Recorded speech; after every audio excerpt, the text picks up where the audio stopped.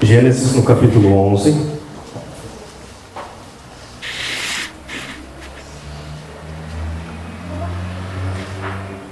Eu creio que é uma coisa que nós temos que ter muito cuidado, porque é muito fácil de nós nos corrompermos. Nós nunca podemos esquecer que a queda de Satanás se deu exatamente por isso. Por querer ser semelhante a quem? A Deus. A Bíblia fala que o Senhor, na verdade, homem nenhum vai poder, de maneira nenhuma, imaginar como Deus é, ou quem Ele é. Porque Ele é muito poderoso, Ele é muito grande. A nossa mente até é limitada para isso. Mas o homem jamais ele pode querer também chegar a esse ponto. O ser humano ele tem, como eu falei, essa falha. Ele se corrompe muito fácil com o poder. Ele quer ser honrado. Ele quer ser venerado. Isso é algo que Deus colocou no meu coração a semana toda, para que nós tenhamos um cuidado com tudo aquilo que o Senhor vai fazer nas nossas vidas, amém? Capítulo 11, versículo 1 fala sobre a Torre de Babel. O nome Babel você vai encontrar muitas vezes, como Babilônia. Mas o interessante é que também há uma tradução, que refere um pouco o nome Babel ou Babilônia como porta dos deuses. Versículo 1 diz assim: ora, em toda a terra havia apenas uma linguagem e uma só maneira de falar. Vamos entender isso. O interessante é que eu estava lendo hoje e me chamou muita atenção. Vamos ler novamente o versículo 1. Vamos começar só pelo versículo 1. Ora, em toda a terra havia apenas uma linguagem, diga glória a Deus, todos falando a mesma língua. Amém? E uma só maneira de falar. Te lembra alguma coisa?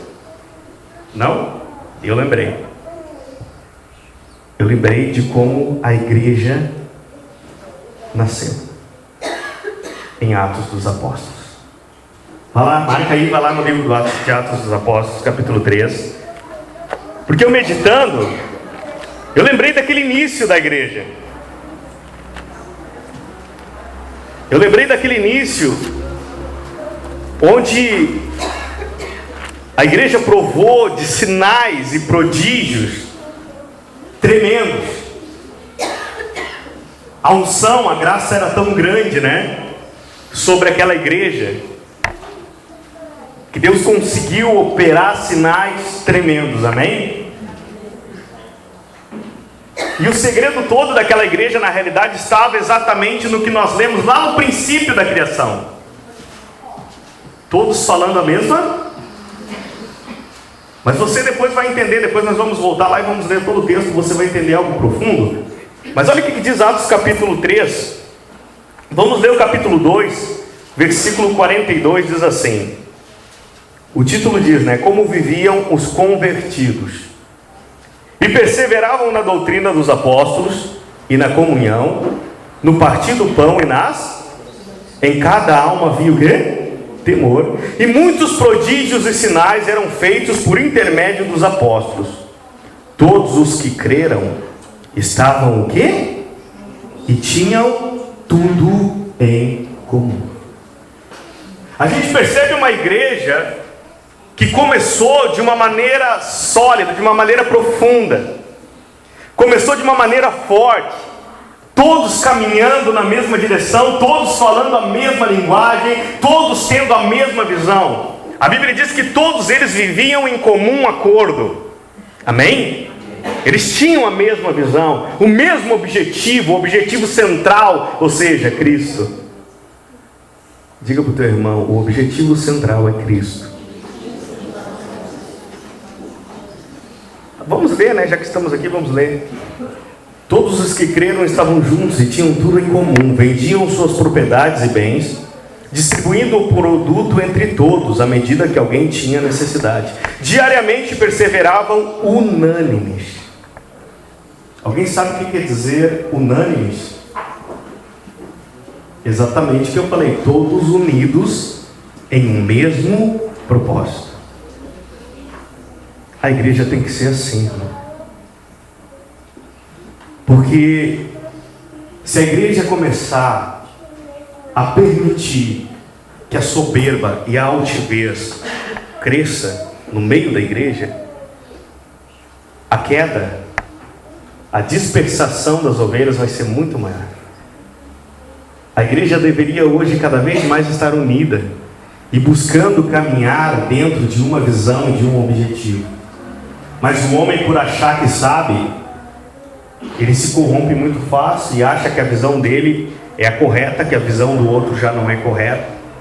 Isso é uma coisa que eu acho interessante, sabe? Porque na maioria das vezes, enquanto a pessoa está naquele ministério, aquela visão é correta. Às vezes uma coisa que desagrada ela naquele ministério, ela sai daquele ministério e começa a dizer que aquela visão não é correta. Mas se não é correto, por que eu fiquei tanto tempo lá, né? Por que eu permaneci tanto tempo lá? Eu estava cego então? Então se eu estava cego, o problema não era o ministério, o problema era eu. Eu acho interessante porque é muito fácil, né, a gente julgar, a gente falar. Mas precisamos aprender, mas olha só, diariamente perseveravam unânimes no templo, partiam o pão de casa em casa e tomavam suas refeições com alegria e singeleza de coração, louvando a Deus e contando com a simpatia de todo o povo. Enquanto isso, acrescentava-lhes o Senhor dia a dia os que iam sendo salvos. Você notou que a caminhada dessa igreja era diferente do que a gente vê hoje? Deus enviava as pessoas. Diga amém. Hoje é muito difícil isso. Agora a gente, convenhamos, né? A gente até entende o porquê. Porque na verdade essa igreja começou a chamar a atenção do povo positivamente. O povo começou a olhar para aqueles cristãos e ver que tinha algo especial. Tanto que diz ali, ó, louvando a Deus e contando com a simpatia de todo o povo. Havia algo de especial naquela igreja. Havia algo sincero naquela igreja, que cativava as pessoas. E o interessante é que a Bíblia fala na sequência, né? Enquanto isso, acrescentava-lhes o Senhor dia a dia os que iam sendo o quê? Salvos.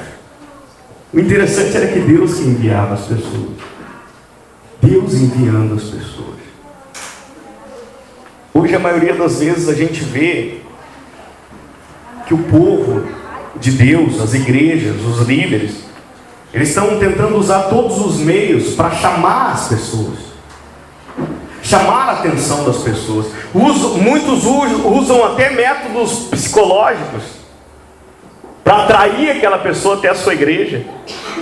Às vezes gravam certas situações no culto para gerar medo nas pessoas, para a pessoa procura a nossa igreja, e assim por diante, né? A grande teoria da prosperidade que atrai muita gente que está passando por necessidade, achando que vai para a igreja e vai ficar rico de um dia para o outro. A igreja, então, se você analisar, eles estão chamando as pessoas. Só que na época que a igreja começou, o Senhor é quem enviava. Diga glória a Deus. O Senhor acrescentava a cada dia. Quando a gente percebe aqui no capítulo 3, eu na realidade, vai no capítulo 4, eu ia falar algo do 3 ali, mas vamos no 4, para mim poder voltar lá. Versículo 32. No capítulo 3 ali houve um grande clamor sobre o arrependimento, né, que a igreja se arrependesse. Interessante que João Batista ele veio falando sobre arrependimento e que deveríamos demonstrar, né, frutos de arrependimento. Eu ia falar sobre isso, mas vamos no versículo 32. Da multidão dos que creram, diga comigo, da multidão dos que creram. Uma multidão, quer dizer, muitas pessoas estavam crendo no Evangelho. Amém? Interessante, muitas pessoas estavam simpatizando com aquela igreja, simpatizando com aquela caminhada de unidade, e Deus acrescentando, ao ponto de se tornar o quê? Multidão. Olha o que diz mais: da multidão dos que creram era o coração e a alma. Diga glória a Deus, por favor. Isso aqui é um princípio absoluto no meu ponto de vista. Não havia partidarismo. Era uma unidade, uma ligação, todos olhando para o mesmo foco, todos ouvindo a mesma voz e obedecendo a mesma voz, ou seja, a voz do Espírito Santo. Aleluia. O complicado é que quando começamos a deixar o nosso eu sobressair, irmão, quando começamos a olhar para os nossos interesses, eu começo a ouvir muito mais o meu eu e o próprio diabo do que a voz de Deus. E na realidade, para que eu possa ouvir a voz de Deus, eu preciso fazer com que o meu eu se cale. Diga glória a Deus. Se você quer ouvir a voz de Deus, há uma necessidade do teu eu se calar, irmão, para que Deus fale e você saiba e diga: Senhor, eis-me aqui. A igreja, um só coração e alma. Ninguém considerava exclusivamente sua nenhuma das coisas que possuía. Tudo, porém, lhes era o que, irmão? Comum. Veja a semelhança lá do princípio, irmão. Mas infelizmente, nós vamos também analisar que se nós não termos um cuidado, também podemos sofrer uma grande queda e desagradar a Deus. E isso não é bom. Isso não é agradável. Olha só, forte isso aqui. 33, como consequência, da unidade, com grande o quê? Os apóstolos davam testemunho da ressurreição do Senhor Jesus. Em todos eles havia abundante graça. Todos eram abençoados. Diga para o teu irmão: todos eram abençoados. Todos recebiam de Deus. Todos eram cheios da plenitude do Espírito Santo. É como uma grande corrente, irmão? É como uma grande corrente. A eletricidade pega o primeiro. Mas se tiver várias pessoas unidas, aquela eletricidade vai passar de um para o outro. É isso que a igreja precisa provar. A igreja precisa, principalmente nós. Eu não posso obrigar os outros pastores, até mesmo porque há pouco tempo vocês viram que eu postei no Facebook lá, convidei os pastores do conselho de pastor, convidei eles para ir lá para frente da prefeitura na madrugada, clamar a Deus pela cidade. Nenhum me respondeu. Aí quando chega dia da Bíblia ou qualquer outro evento, eles me mandam, carta, me mandam e-mail, mandam um monte de coisa convidando para estar lá no dia da Bíblia. Mas quando eu convidei eles, e muitos, quem é que viu a postagem? Quem viu? Quando eu convidei eles para ir lá clamar na madrugada, ninguém me respondeu, irmão. Então nós não podemos obrigar que eles tenham a mesma visão que nós temos de clamor, amém? De clamar a Deus pela cidade, de clamar a Deus pelas autoridades, como estamos fazendo aqui, Quarta-feira vocês viram um mover de Deus que teve aqui, irmão, por clamarmos, por priorizarmos a oração. Em todos eles havia abundante graça. Diga glória a Deus. Sei o que é graça de Deus, irmão. Isso eu acho tremendo. Só que hoje você olha para a igreja, você não encontra isso. Você encontra 50% da igreja cheia da graça de Deus e os outros 50% praticamente quase mendigando pão. Há uma diferença grande, muito grande. Hoje, quando você observa alguns ministérios, eu tenho tido esse cuidado, ministérios muito grandes, que tem todas as classes sociais. Eu aprendi isso lá em Fortaleza, porque lá tinha grandes empresários, doutores e assim por diante, e tinha muita gente humilde. E eu vi o pastor lá em Fortaleza, que eu fiquei 6 dias, falar o seguinte. Ele falou, olha, eu achei até corajoso da parte dele, né? Ele falando, olha, vocês que têm posses, você que tem uma vida financeira boa, olha para o teu irmão do lado. E às vezes pergunta se ele não está precisando de algo que talvez para você seja muito fácil suprir. Às vezes uma porta de emprego, ele falou. Às vezes uma cesta básica. E ele ainda frisou, porque tem muita gente aqui que tem dinheiro sobrando, que não sabe nem o que vai fazer. E tem muitos irmãos da mesma congregação praticamente passando fome. Que igreja é essa, irmão? Quem concorda comigo aqui? Que igreja é essa? Como pode isso? O pastor desfrutando do bom e do melhor. Os auxiliares do pastor, os líderes, os diáconos, presbíteros, desfrutando do bom e do melhor. Na maioria das vezes, só escolhem, né, as pessoas, vou falar bem a realidade, tá? Só escolhem as pessoas que têm e colocam em posições considerável a pessoa que tem. É muito difícil hoje tu ver, eu te digo com toda certeza que eu estou falando, é muito difícil hoje tu ver um ministério que tenha uma liderança com pessoas humildes. A maioria, o fulano de tal, ele é empresário, e o outro é doutor, e o outro é isso, o outro é aquilo, o outro é radialista, o outro é aquilo outro. Eu não vi ninguém ainda me dizer assim, Alexandre, eu tenho um que é gari. Eu não vi ainda, irmão. Espero um dia ver. E saber que alguém olhou para um gari e honrou ele, em nome de Jesus. Porque eu não acredito que nós, como pastoreio, vamos ungir um diácono pelo dinheiro que ele tem, ou pelo dízimo que ele dá, ou pela posição dele. Isso, na realidade, é o que corrompeu a igreja e está corrompendo até hoje. Isso é o que está difamando a igreja.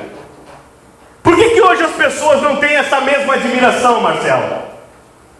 Ei, Beto, por que não há essa mesma admiração? A maioria das pessoas que tu fala da igreja, a pessoa recua. Vai dizer que não é verdade, Zé? Tu no evangelismo não é assim, Zé? A pessoa recua. Você fala de igreja, ela foge, irmão. Porque o povo não está se admirando mais com a igreja. Porque eles estão vendo muita corrupção. E essa corrupção parte de nós. E precisamos ter esse cuidado. Porque Deus resiste ao soberbo, mas a sua graça Ele derrama sobre quem, irmão? Sobre o humilde. Então, se essa igreja era cheia da graça, é porque eles eram o quê? Claro que eram humildes, tinham tudo em comum, dividiam o que tinham, e não havia necessidade, diga glória a Deus, tudo em comum. A igreja tem que viver assim, precisa viver assim. Diga, eu quero viver assim. Porque é complicado, como eu falei, né? Pô, eu estou com dinheiro na minha conta lá que eu estou pensando onde que eu vou viajar. Dinheiro que eu nem sei o que eu vou fazer, eu acho que eu vou...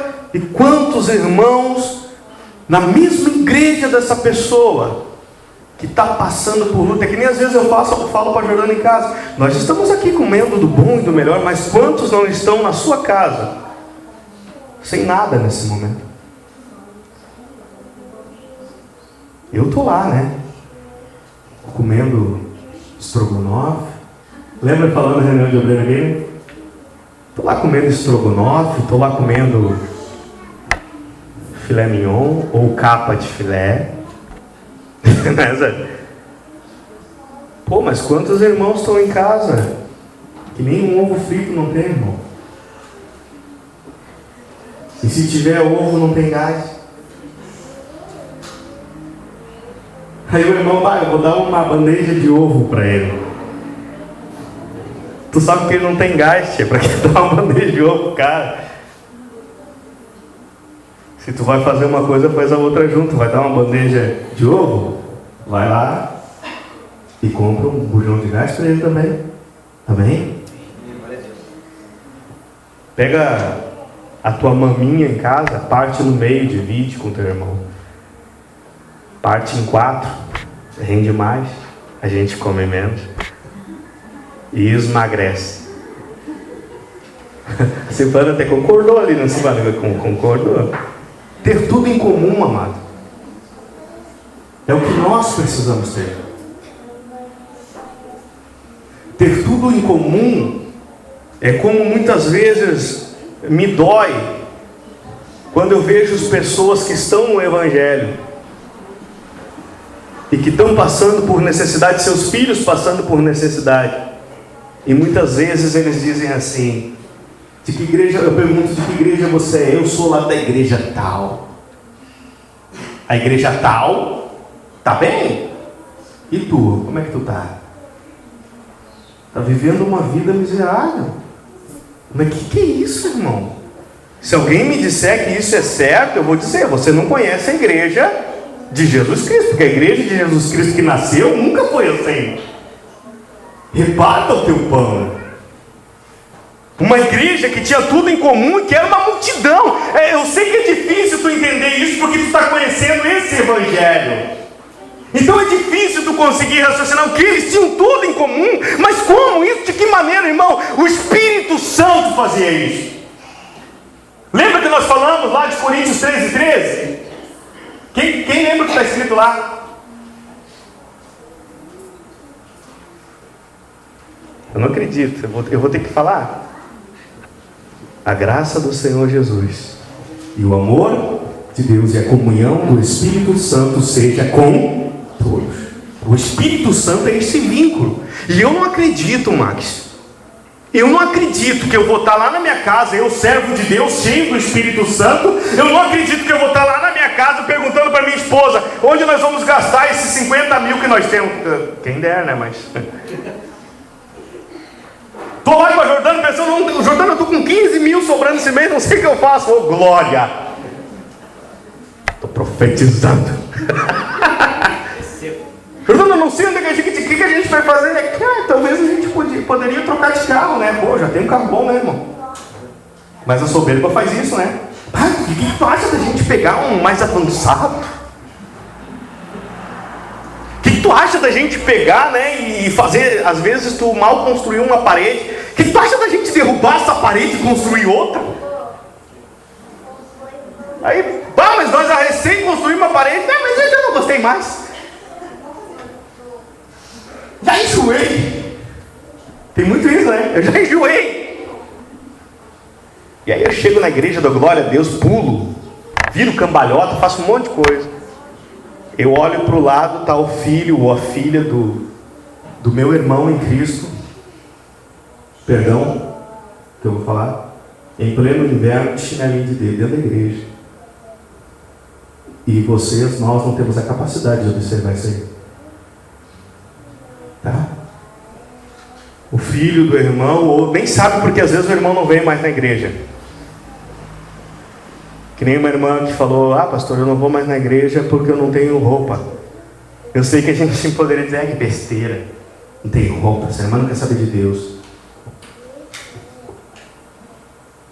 Eu tenho certeza que muitos de vocês, a maioria, antes de vir para o culto, ficam um tempão se arrumando. Eu sou assim. Essa roupa não ficou legal. Essa calça não ficou legal. O sapato não combinou com a cinta. Né? Se o irmão não veio, ou se a irmã não veio, é porque ela nem tem roupa para experimentar para ver se ficou boa ou não ficou. Ela não tem roupa. Ela vai vir na igreja, vai se sentir inferior. E muitos que têm vão até desprezar aquela pessoa pelos próprios cumprimentos, né? Tu já notou? O que eu estou falando é verdade, irmão. Tu já notou como a maioria das vezes uma pessoa que tem posse trata uma pessoa que não tem diferente do que ela trata um outro irmão que tem posse? Se ela encontra um irmão bem vestido, um irmão bem arrumado, um irmão, né? Ele vai lá e dá um abraço no irmão. Oh, meu amado! Sabe? Agora, se é um irmão mais simples, só faz assim: paz. Paz. Vira a cara, paz. Isso aqui que eu estou falando é verdade, mano. Não é brincadeira, não. Isso aqui é pura realidade. Senta do lado de um irmão que não está, né, cheirando muito bem. Ele levanta e troca, vai lá para outro canto da igreja e fica lá. E acha que Deus não está vendo aquilo ali. Acho que Deus não está notando aquilo ali. Mas Deus está notando. Porque é muito fácil eu mudar de lugar, é muito fácil, né? Misericórdia. Desprezar aquela pessoa. Porque eu tenho. Pega um dos teus boticários lá e dá para aquela pessoa. Ela vai vir cheirosinha pro culto.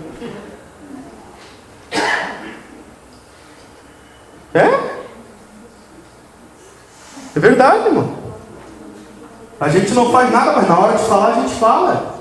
E isso está na liderança da igreja. Isso está, sabe, nos irmãos que eram para ser o exemplo de humildade, de servidão. Isso está ali no meio. Para mim não existe nada de comum. Para mim não existe nada. Vamos ler novamente com grande poder, versículo 33. Os apóstolos davam testemunho da ressurreição do Senhor Jesus, e em todos eles havia abundante graça. Poxa, irmão, em todos eles. É como eu falei, às vezes não custa nada eu deixar algo de lado para suprir a necessidade de algum irmão, para que tenhamos esse algo em comum, essa comunhão do Espírito Santo verdadeira. Não é com o Espírito e do Espírito. Mas é uma coisa que eu falo com a Jordana em casa, eu não me sinto bem muitas vezes, porque eu já passei por luta, irmão, e me senti humilhado dentro da própria igreja. Mas ninguém nunca foi lá bater na minha porta, perguntar: ô Alexandre, eu estou com carne sobrando lá na minha geladeira, quer um pedaço? Nunca ninguém fez isso. Que igreja é essa, irmão? Que igreja é essa? Por favor, vou repetir aqui, ó. Que igreja é essa? Que 50% está comendo filé mignon e os outros 50% ponta de peito. Não é verdade? Ponta de peito. Desculpa quem gosta de ponta de peito, pior que é bom, né? Mas aquele granito lá é ruim. O granito é maldoso com a gente. Agora leia o 34. Leia para o teu irmão 34, por favor. Leia para o teu irmão 34.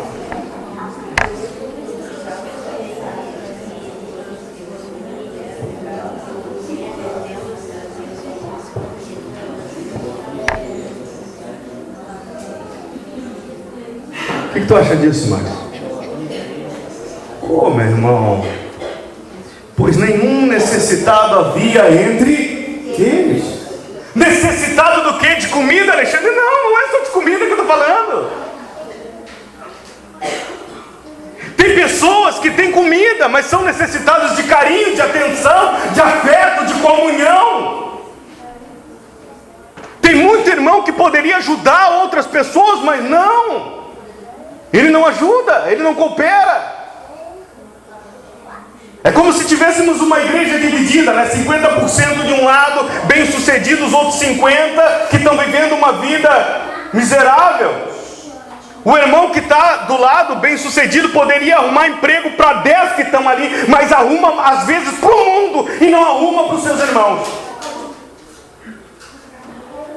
Prefere arrumar para os amigos do mundo do que arrumar para os seus irmãos de igreja que estão necessitados. O cara está chegando agora. E aqueles que nem chegaram? Ah, mas o cara está chegando agora, pastor. Mas e aqueles do mundo que tu arruma que nem chegaram ainda? É mais fácil confiar em quem está chegando do que naqueles que nem chegaram ainda, irmão. Então há uma necessidade da igreja olhar um pouco mais ao seu redor, nós como irmãos, olhar um pouco mais ao seu redor, ver a necessidade do nosso próximo e saber que talvez o terno que está te sobrando pode servir no Zé, a calça que está te sobrando, o sapato que está te sobrando. Vamos ser sinceros, vamos parar de falar sobrando. Às vezes tu tem que dar algo até que tu use para aprender a ser humilde, porque senão a queda está muito próxima. A queda está muito próxima. Olha o que diz: Pois nenhum necessitado havia entre eles, porquanto os que possuíam terras ou casas, vendendo-as, traziam os valores correspondentes e depositavam aos pés dos apóstolos. Então se distribuía a qualquer um à medida que alguém tinha necessidade. Volta lá em Gênesis agora.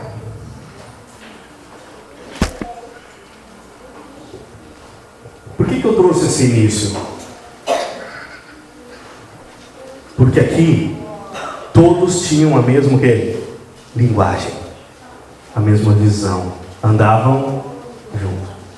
Mas a soberba humana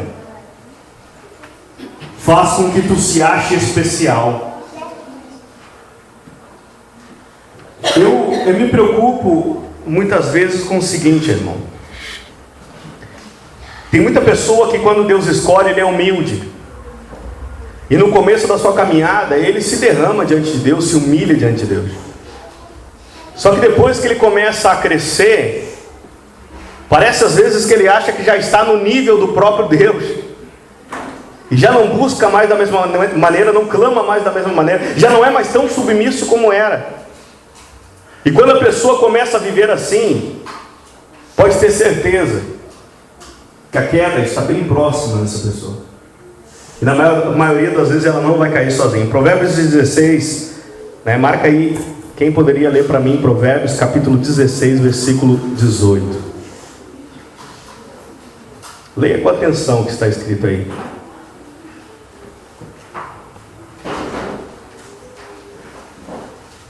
O que está escrito aí? O orgulho leva a pessoa a destruir, e a vaidade faz cair na desgraça. Quem mais? Vamos lendo aqui. Quem mais poderia ler? O orgulho vem antes da destruição, e o espírito altivo antes da queda. Quem mais aqui desse lado? A soberba procede à ruína, e a altivez do espírito procede à queda. Alguém aqui nessas cadeiras? Quem poderia ler para mim? Irmão Hélio? A soberba procede à ruína, e a altivez do espírito à queda. Presta atenção nisso aí. A soberba precede a ruína, e a altivez do espírito a queda. Quanto mais eu ficar, achando que eu sou, que eu posso, que eu tenho, mais próximo na realidade está a minha queda. Mais próximo eu estou de cair, por achar que eu posso, por achar que eu sou, sabendo que Deus é a fonte de tudo. Diga glória a Deus. Deus é a fonte de tudo. Olha que interessante, o início todos falavam a mesma língua. É interessante, nós estamos falando do início da criação e nós demos uma passada lá, no início da igreja. Parece que a história está se repetindo, irmão, em situações diferentes, mas na realidade é o que aconteceu. A linguagem é a essência de tudo. A igreja tem que falar a mesma língua. A igreja tem que andar na mesma direção. Não pode esse negócio que eu estou vendo. Não, o certo é isso. Não, o certo é isso. Não, o certo. Para que associação então? Para que conselho se cada um tem uma visão? Me diz, para quê? Vamos brigar lá dentro. Vai ter um monte de falsidade. Me perdoa, mas é o que eu penso. Porque se eu não creio na igreja do fulano, se eu não creio, critico até muitas vezes. O que eu quero nesse conselho? O que eu quero nessa associação? Se eu tenho uma visão e na realidade cada um julga que a sua visão é a correta. Eu vou te dizer uma coisa, sabe qual a visão que eu acredito? É na visão de Cristo. O que Ele determinar está determinado, o que Ele falar está falado. Eu não acho nada, eu não penso nada. O que Deus falar contigo, meu irmão, e quando tu souber e ter certeza que é Deus que está falando contigo, guarda e pratica, e tu vai ser bem sucedido. Paulo falou muitas vezes, inúmeras vezes ele falou, não é Cristo, eu. Ele dando a opinião dele. Eu fico admirado quando eu vejo isso. A pessoa separa, você está me entendendo? Ela faz uma separação, não, quem está falando agora sou eu. Eu vou te dar uma opinião minha, não é o Senhor, a minha opinião. eu acho isso, isso e aquilo. Porque muitas pessoas estão vivendo em cima do que o homem está ditando. E assim cada um vai caminhando, numa direção diferenciada. Sucedeu que, partindo eles do Oriente, deram com uma planície na terra de Sinar e habitaram ali. E disseram uns aos outros, ou seja, tinham comunhão, amém? Vinde, façamos tijolos e queimamo-los bem. Os tijolos serviram-lhes de pedra e o betume de argamassa. Disseram: vinde, edifiquemos para quem? Para nós. Irmão, quando você planejar algo grande,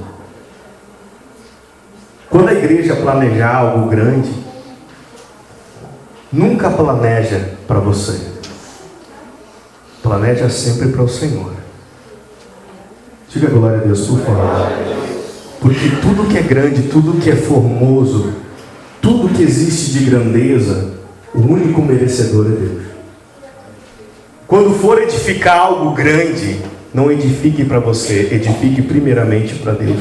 Porque se você tem para edificar, foi porque Deus te deu. Porque o homem não pode receber coisa alguma se do céu não lhe for concedido. Aí eu acho interessante, Disseram: vinde, edifiquemos para nós uma cidade e uma torre, cujo tope chegue até o céu. Misericórdia, diga misericórdia.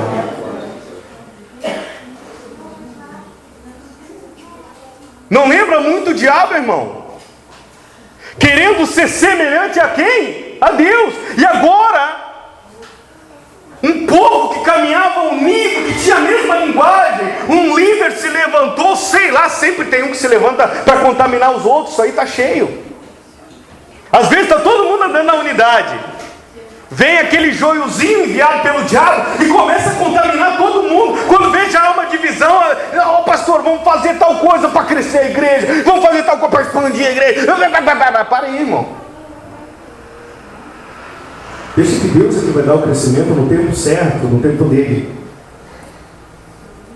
Nós não somos um clube, nós somos o corpo de Cristo. Não somos um clube onde as pessoas vêm para dançar e se divertir, não. Somos o corpo de Cristo e estamos aqui para sermos edificados.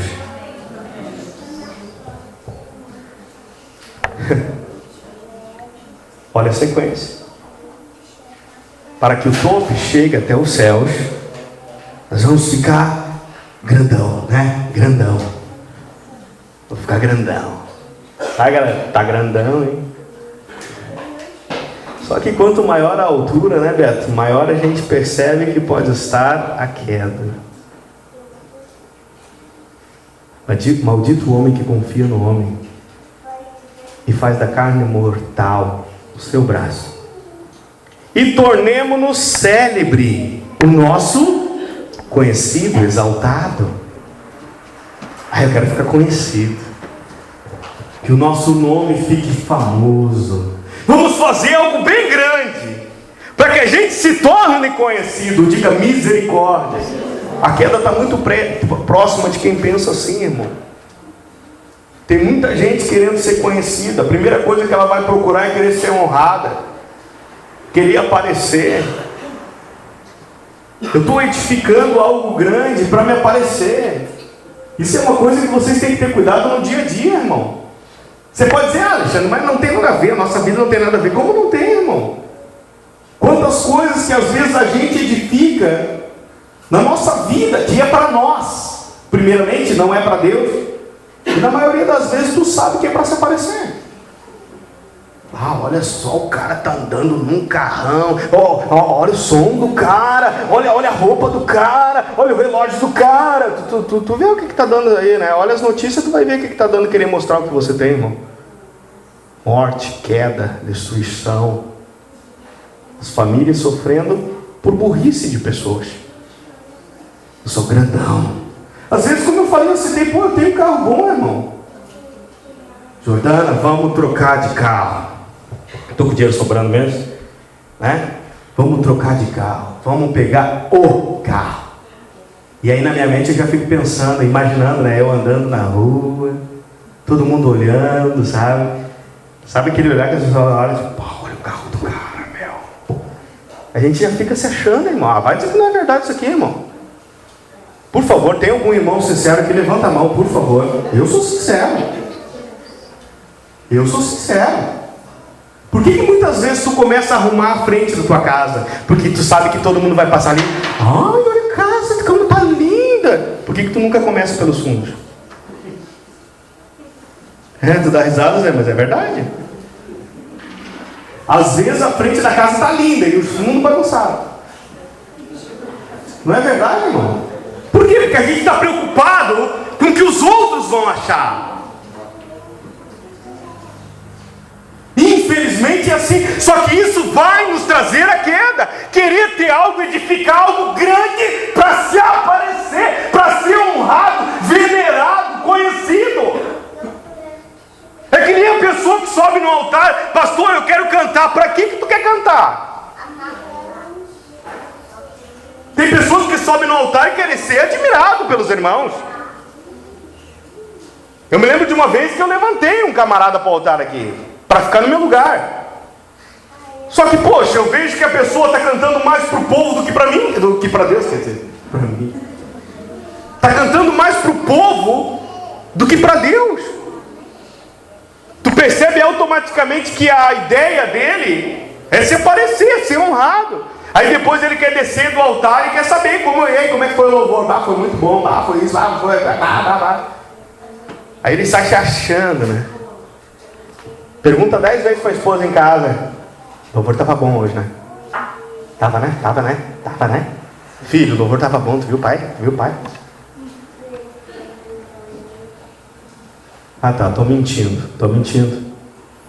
Tá cheio, irmão.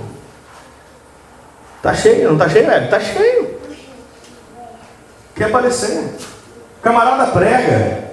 E eu percebi isso. Uma vez nós fomos numa pregação num camarada, irmão. Eu me apavorei o tempo todo. Aquele ali nem pregou pro povo, na realidade. Aquele ali pregou para si próprio. Pregou para si próprio. E ainda veio no carro perguntando para mim e para Jordana. Pai, eu olhei para Jordana, não sabia o que eu dizia. Ele falou, a pregação estava boa hoje, né, pastor? E eu, tá.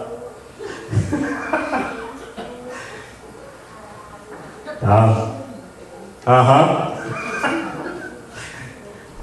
A gente, para não mentir, a gente diz, aham. Porque se a gente vai ser sincero, eu acho que o cara vai parar o carro e vai dizer, desce.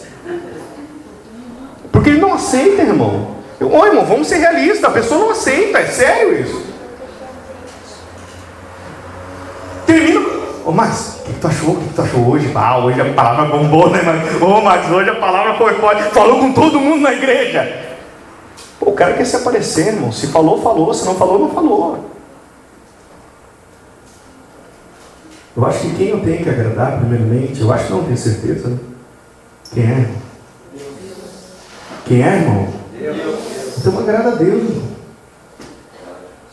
Edifique algo para Deus e não para nós, como diz no início. Eles pensaram, vamos edificar algo para nós. Algo muito alto, que chegue aos céus e o nosso nome se torne conhecido. Diga mais uma vez, misericórdia. Eu fico meio... Provérbios 11, vai Provérbios 11. Queria outro irmão lendo aí para mim. Provérbios capítulo 11. Para a gente poder terminar ali, já estou terminando já, irmão. Versículo 2, quem poderia ler para mim? Quem poderia ler? Vindo a soberba, virá também a cão, mas com os humildes está soberba. A sabedoria. Diga glória a Deus aí, por favor. Não, eu vou até... quero outro irmão lendo aí. O orgulhoso será logo humilhado, mas com o humilde está a sabedoria. Olha só que interessante essa tradução aí, né? Lê de novo aí, Ana.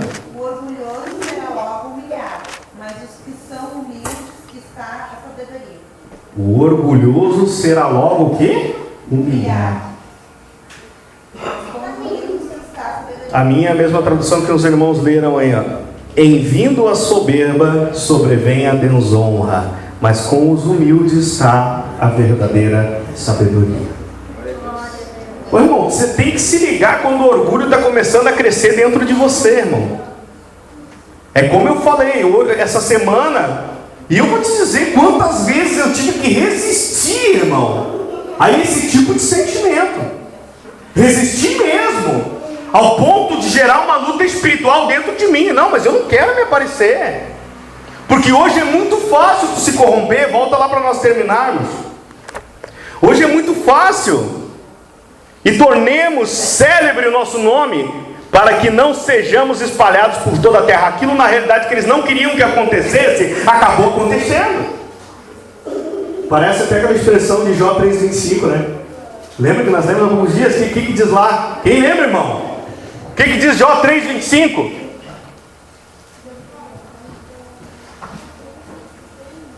Não acredito, ninguém vai gritar aí. O que diz Jó 3,25? Alguém que achar primeiro, fique de pé e lê em voz alta aí. Porque o que eu temia me veio, o que receava me aconteceu. O que eu temia me sobreveio, e o que eu receava me aconteceu. Por que será? Por que será que aconteceu? Por que será que veio a queda? Por que será? Por que acabou? Por que isso? Por que aquilo? Por quê?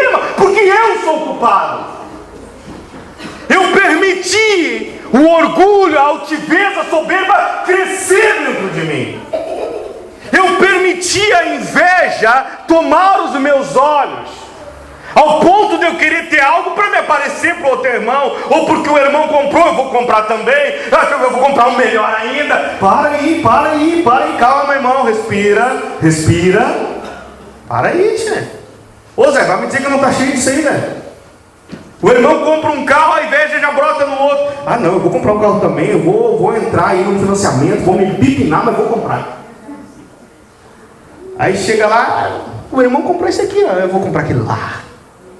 O irmão comprou esse aqui, eu vou comprar aquele lá.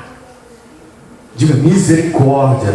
Ô irmão, misericórdia é isso, irmão, mas é algo que nós temos que controlar, é algo que nós temos que ter domínio. Nunca faça algo para se aparecer, nunca faça algo para que o teu nome seja engrandecido, venerado. Não!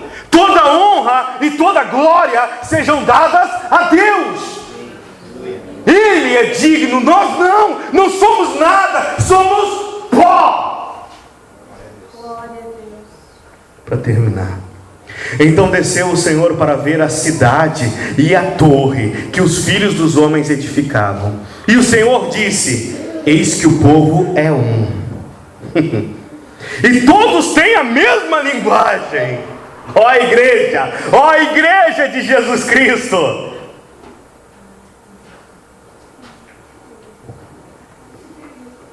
Isto é apenas o começo. Agora não haverá restrição para tudo o que intentam fazer. Vinde, desçamos e confundamos ali a sua linguagem, para que eles próprios não se entendam, para que um não entenda a linguagem do outro. Destarte, o Senhor dispersou dali pela sua superfície da terra, ou seja, espalhou eles, e cessaram de edificar a cidade. Chamou-se-lhe por isso o nome de Babel, porque ali confundiu o Senhor a linguagem de toda a terra, e dali o Senhor os dispersou por toda a superfície da terra. Fique de pé em nome de Jesus. Acho que não preciso dizer mais nada para você. Eu acho que não precisa falar mais nada. Vamos ser sinceros. Por que a igreja está dispersa hoje? Ah, mas fala isso aí para um líder. Ele não vai aceitar. A minha igreja não está dispersa. Eu sou capaz de dizer para ele, em primeiro lugar, a igreja não é tua. A igreja não é tua. Mas a maioria tem uma soberba tão grande que não aceita tu dizer que ele está errado, mas de maneira nenhuma. Pastor, a igreja não está tendo comunhão. Está tendo sim. Claro que está tendo sim. Tem comunhão, muita comunhão. Eles não aceitam. Ô pastor, mas tem um monte de irmão aí que estão passando por luta. Estão passando porque não querem saber de Deus. Estão passando por quê? Estão passando porque... por favor, tem sempre uma desculpa, tio.